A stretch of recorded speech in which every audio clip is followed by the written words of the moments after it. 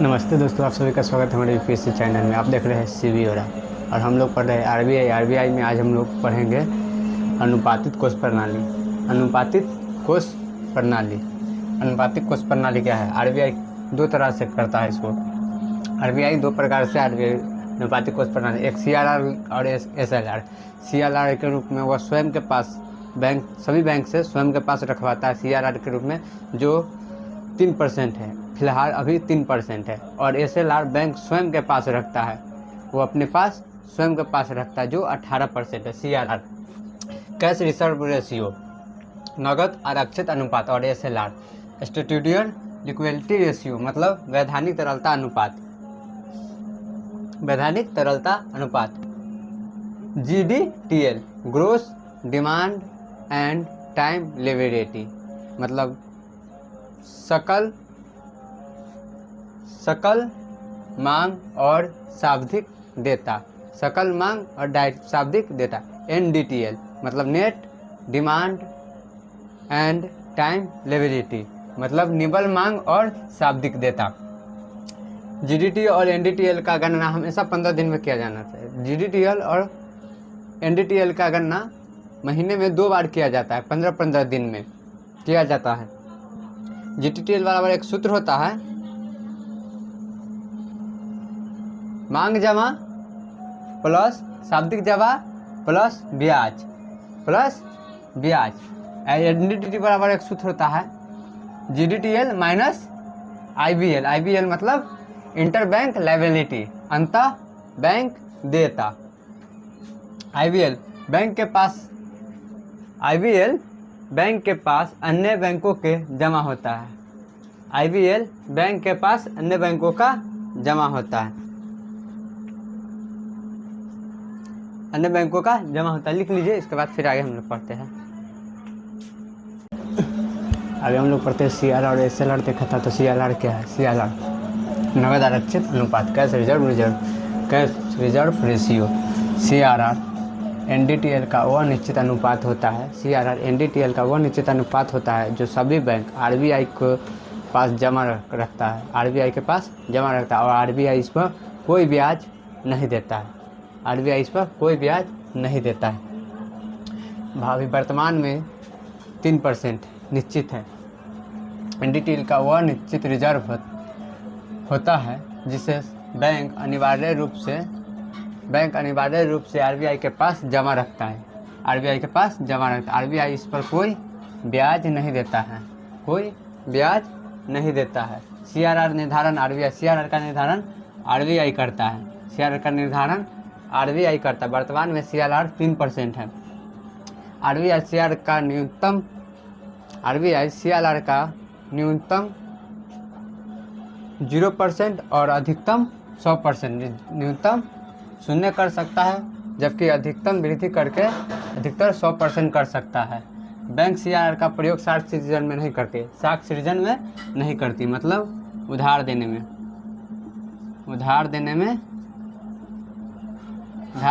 नहीं करती है। सीआरआर का उद्देश्य है बैंकों को बैंक ऋण से निकालना। बैंक ऋण एक ऐसी स्थिति है जिसमें कई जमाधारक एक साथ बैंकों से पैसा निकासी करने लगते हैं। उस स्थिति से निकालना।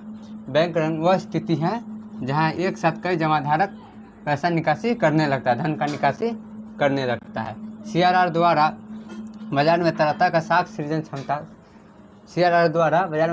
साख सृजन का नियंत्रण किया जाता है। जैसे कि मान लीजिए एनडीटीएल 100 करोड़ है और एसएलआर 0, सीआरआर बराबर 3% है, तो कितना होगा? इसमें से घटाएंगे इसको 3% घटाएंगे तो ये हो जाएगा 97 करोड़।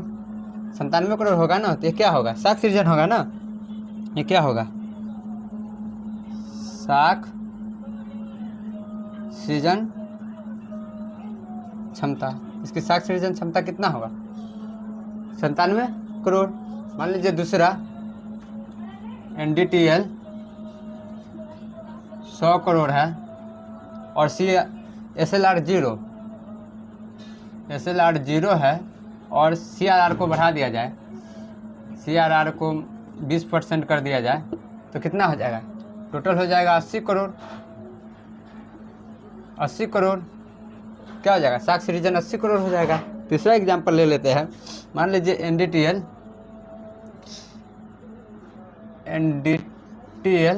100 करोड़ है और SLR 0 है और CRR को घटा देते हैं, CRR को 0 कर देते हैं, तो कितना हो जाएगा, 100 करोड़ का 100 करोड़ आ जाएगा। ये क्या हो जाएगा, साख सिटीजन क्षमता, यही ना साख सिटीजन क्षमता हो जाएगा, जो 100 करोड़ का 100 करोड़ आएगा, क्योंकि यहाँ पे साख सिटीजन बाजार में मुद्रास्फीति को नियंत्रण करने के लिए प्रयोग किया जाता है।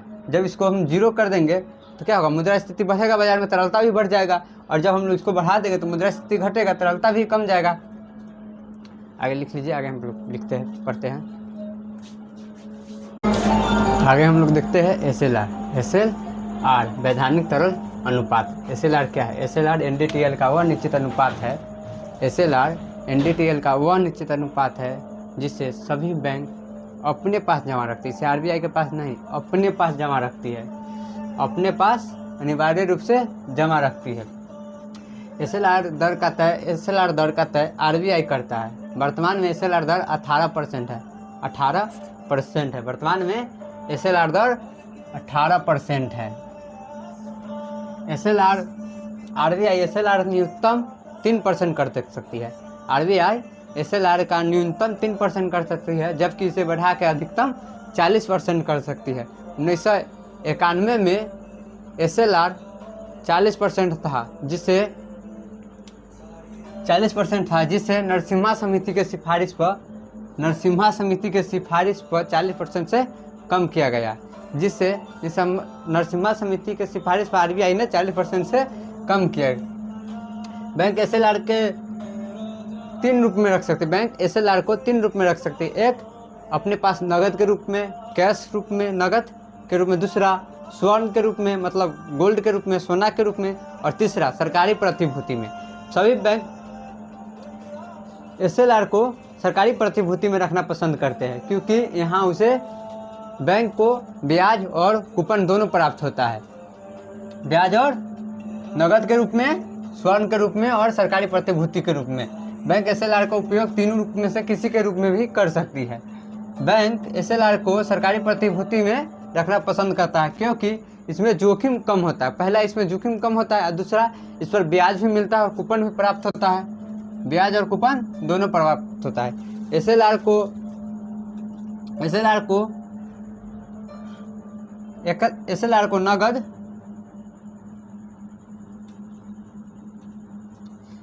को नगद रखने से बैंक की साख सिटीजन क्षमता कम जाती है, जिससे साख सिटीजन क्षमता कम जाती है, मतलब